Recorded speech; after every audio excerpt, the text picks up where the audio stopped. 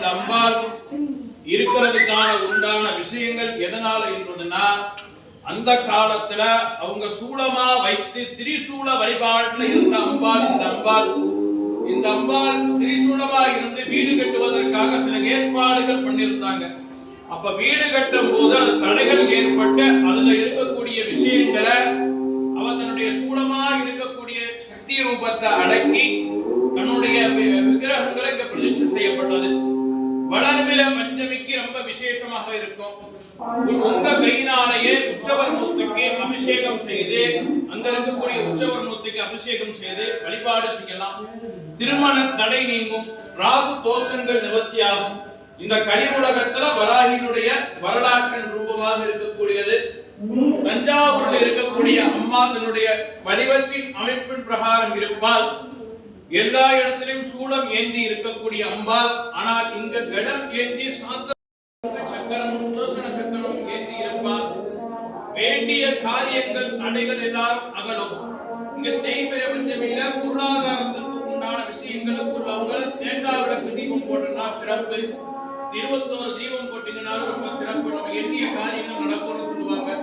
இங்க ஜாதகம் எல்லாம் பார்க்கப்படுது, பக்கத்துல இருக்கு. அன்னதானம் இங்க நித்தியப்படி மாதத்திற்கு ஒரு முறை நடப்பது உண்டு.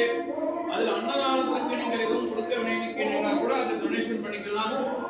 இங்க டெய்லி காலையில ஸ்ரீ சக்கர வழிபாடு உண்டு. அம்பாளோட ஸ்ரீ சக்கர வழிபாடு தொடர்ந்து அம்பாளுக்கு பூஜை யாகங்களை வைத்து பூஜை செய்யப்பட்டக்கூடிய அம்பாளுடைய திருமேனி இங்க இருக்கின்றது. தொடர்ந்து இந்த திருமேனியை வாங்கி 48 நாள் வீட்டில் நீங்க பூஜை செய்திருந்தால் உங்களுக்கு நிறைவேறிய காரியம் நடக்கும். அதை வீடுல தீர்த்தமாக எல்லா இடத்திலும் தெளிக்கலாம்.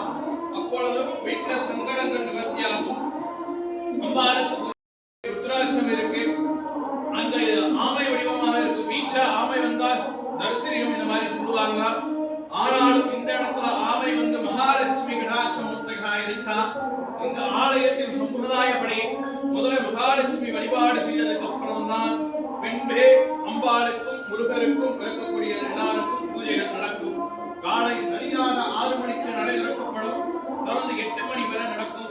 விருப்பப்படுவோம் அபிஷேகம் எங்களுக்கு கலந்துக்கணும், அப்படி அபிஷேகத்தை பார்க்கணும் அப்படின்னு சொன்ன சிறப்பு கட்டணம் வந்து இருக்குது. கட்டிட்டு பாடு எல்லாம் புடவை வாங்கிட்டு வந்து சாத்துனீங்கன்னா அம்மா ரொம்ப சந்தோஷமா இருப்பா. இன்னொன்னு 21 விரலி மஞ்சள் வந்து கட்டி போட்டீங்கன்னா 9 வாரம் தொடர்ந்து போடுபவர்கள் திருமணத்துடைய நிகழும். மாங்கல்ய தோஷமாக இருக்கக்கூடியவருக்கு மாங்கல்ய தோஷம் நிகழும் என்பது அம்மாவுடைய சத்திய வாக்காக சொல்லப்படுகின்றது. இங்க குங்கும அர்ச்சனை பண்ணி அம்பாளுடைய அர்ச்சனை பண்ணி இங்க வச்சிருக்கு. வேண்டியவங்க இந்த சுங்க அர்ச்சனை இடும்போது வாழ்க்கையில எண்ணற்ற துன்பங்களும் கூட அகலும் சொல்லி இருக்கிறார்.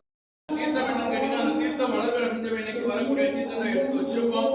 அதை வீட்டுல கிடைக்கும் போது நோய்வாய் எதுவும் உடல் உபாதைகள் இருந்தால் கூட அந்த உடல் உபாதைகள் தீரும் அம்மாவோட வாக்காக சொல்லப்படுகின்றது.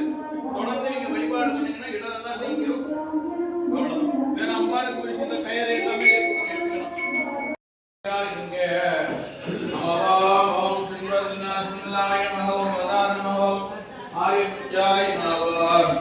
அந்த பார்த்துக்கிட்டே இருக்கணும். விளக்கு என்ன